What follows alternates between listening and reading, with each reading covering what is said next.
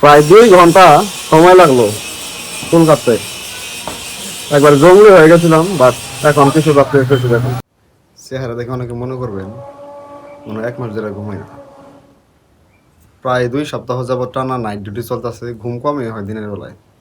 ধরেন 12 ঘন্টা ডিউটি করে আসার পর দিনে ঘুমাই বড় জোর 3 ঘন্টা 4 ঘন্টা, ম্যাক্সিমাম 5 ঘন্টা। এর জন্য একটু চেহারার মধ্যে কাহিল ভাব চলে আসছে, আর দাড়ির মধ্যে এখন কত বড় বড় হয়ে গেছে। তো এই যে সকালবেলা খাওয়া দাওয়া করলাম, আমার খাওয়া শেষ, সে খাইতেছে। তো এখন সেলুনে চলে যাবো। এইগুলো পরিষ্কার না করলে আর বাঁচতেছি না আর কি, খুব অবস্থা খারাপ।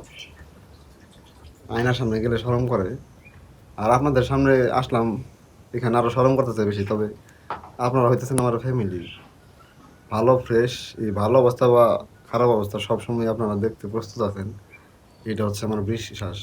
তো এই যে খাওয়া দাওয়া শেষ করা হয়ে গেছে অলরেডি, বাজারে চলে যাবো। এগুলা কি?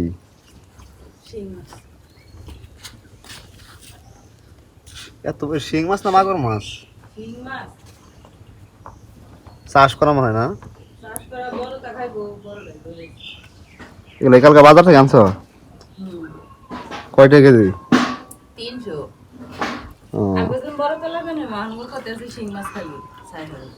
আমি ডিউটি থাকাকালীন সময় আর কি বাজার করে আনছে আর কি, 300 টাকা কেজি।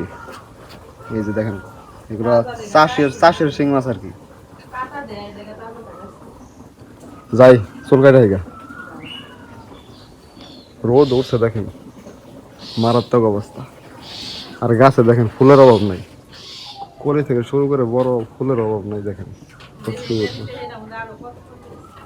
আর যে এইখানে দেখেন এই ডালের মধ্যে অনেকগুলা কলি হয়েছে, ফুল অনেক ধরে, বাট মানুষ সিরাটিটা নিয়ে যায় তো এর জন্য রাখতে পারি না। আর ফুল মানুষ নিবই ছিড়বই, এটা থামায় রাখার কোনো ভাও নাই। আর দেখেন এই যেখানে ফুলের মধ্যে প্রজাপতি বসছে।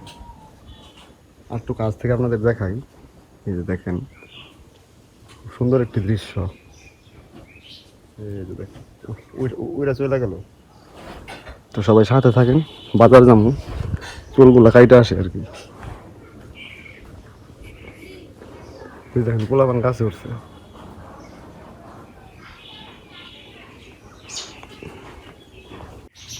দুই দিন পর পর বৃষ্টি হয়, তো এই জন্য যেরকম কাদা জমা যায় দিকে। তো বৃষ্টির পরে রোদ উঠে দেখে দেখে আর কি যাতায়াত করতে পারতেছি। যদি লং টাইম বৃষ্টি হয় তাহলে এই রাস্তা কিন্তু পানি জমে থাকে, কিন্তু পিছনে ওই সাইডে। তো এসএসসি পরীক্ষা চলতেছে, আজকে পরীক্ষা আছে কি না আছে বলতে পারতেছি না।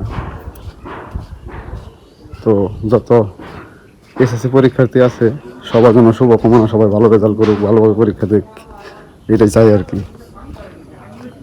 রাস্তাঘাটে মানুষ খুবই কম দেখেন, রোদ উঠছে মারাত্মক, একদম চারপাশ শুকিয়ে খাখা করতেছে। আবার যদি বৃষ্টি নামে তাহলে মনে করেন রাস্তাঘাটের অবস্থা খারাপ। বর্তমান সময়ে কিন্তু মানুষের অনেক টাকা পয়সা হয়েছে দেখেন, বহিরাগত অনেক লোকজন আইসা দূর দূরান্ত জায়গা এরকম বিল্ডিং টিল্ডিং করতেছে আর কি। বিল্ডিং এর অভাব নাই, চারিপাশে দেখেন শুধু বিল্ডিং আর বিল্ডিং। এই সমস্ত জায়গাগুলো কিন্তু 2-3 বছর আগে একদম পচে ছিল, আর বহিরাগত অনেক লোকজন আইসা এই যেরকম বড় বড় অট্টালিকা করতেছে আর কি। আর সামনে যেহেতু অনেকগুলো অটো দেখতে পাইতেছি, তার মানে আজকে হয়তো বা পরীক্ষা আছে, বাট আমি শিওর নয় ব্যাপারে। আর এগুলো হচ্ছে সব কোচিং সেন্টার, একদম 6টা থেকে শুরু হয় এখানে ছাত্রছাত্রীদের আনাগোনা। পড়ালেখার চাইতে আড্ডাই হয় বেশি, যা দেখি আর কি। 5-6-এ পরে এরকম মেয়েদের হাতেও ছেলেদের হাতেও এখন মোবাইল দেখতে পাওয়া যায়। আর এইদিকে যে দেখেন ধানের নাড়া আবার খেয়ার লাড়াচাড়ার দৃশ্য একটু রেয়ার হয়ে গেছে, এখন তো মানুষ চাষাবাদ করেই না বলেন। দেখেন আমাদের মাওনা বাজার একমাত্র কলেজ আর কি, যে পিয়ার আলী কলেজ।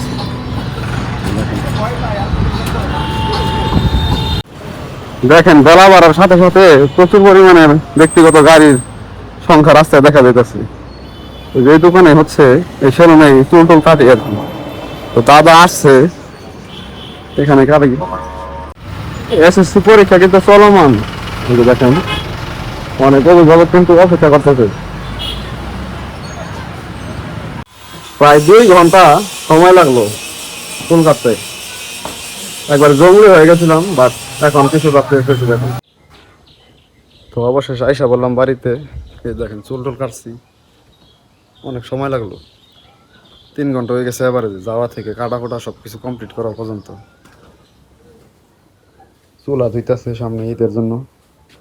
তো ব্লগটা অলরেডি বড় হয়ে গেছে, যারা ধৈর্য নির্ধারণ সবাইকে অনেক অনেক ধন্যবাদ।